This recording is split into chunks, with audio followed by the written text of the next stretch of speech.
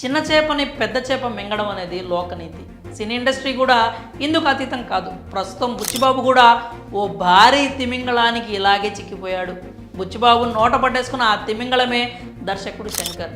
Industry hits కొట్టిన senior దర్శకుడు శంకర్కి బుచ్చిబాబుకి ఓ చిన్న లింక్ ఉంది. ఆ లింక్ పేరే రామ్ చరణ్.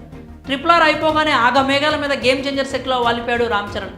శంకర్ డైరెక్షన్, 100 కోట్ల బడ్జెట్, కొడితే కుంభస్థలమే అన్నట్టు కొన్ని నెలలు హిట్ నడిచింది.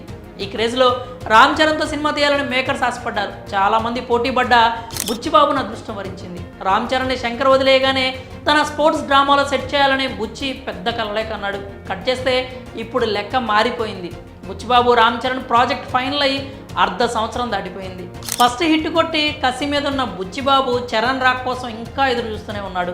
శంకర్ మాత్రం ఏది ఒక పట్టాన తెంచడం లేదు. గేమ్ చేంజర్ రిలీజ్ డేట్ ఎన్నిసార్లు వాయిదా పడిందో లెక్కేలేదు. నత్తనడకన సాగుతున్న షూటింగ్, కనీసం సాంగ్స్ హామ్ చేసుకుందామన్న ఫ్యాన్స్కి ఆ అదృష్టం కూడా లేదు. ఇంత డిలేలో ఇండియన్ 2 వచ్చి శంకర్ పీకల మీద కూర్చుంది. ముందుగా ఒప్పుకున్న ప్రాజెక్ట్ పూర్తి చేసి తీరాలి. అవతల వైపు కమల్ హాసన్ షెడ్యూల్ మిస్ అయితే మళ్ళీ డేట్స్ దొరకవు. శంకర్ పూర్తిగా మునిగిపోయాడు. రామ్ చరణ్కి నచ్చజెప్పుకుని 2 పడవల ప్రయాణం చేసుకుంటున్నాడు. గేమ్ చేంజర్తో పాటు ఇండియన్ 2 కూడా ప్యారలల్గా సాగిపోతూ ఉంది కాబట్టి Shankar happy. Game changer output బాగా వస్తుంది కాబట్టి చరణ్ హ్యాపీ. మరి ఇక్కడ చాలా కాలంగా లూప్ లైన్లో ఆగి ఉన్న బుచ్చిబాబు పరిస్థితి ఏంటి? ఇప్పటికే కథని అన్ని విధాలా పర్ఫెక్ట్గా సెట్ చేసి పెట్టుకున్నాడు.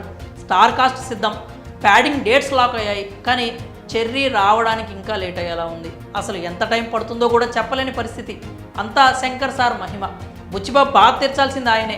ఇప్పటికే నెలలు గడిచిపోయాయి. ఇకనైనా బుచ్చిని బడా డైరెక్టర్ కరుణిస్తాడా?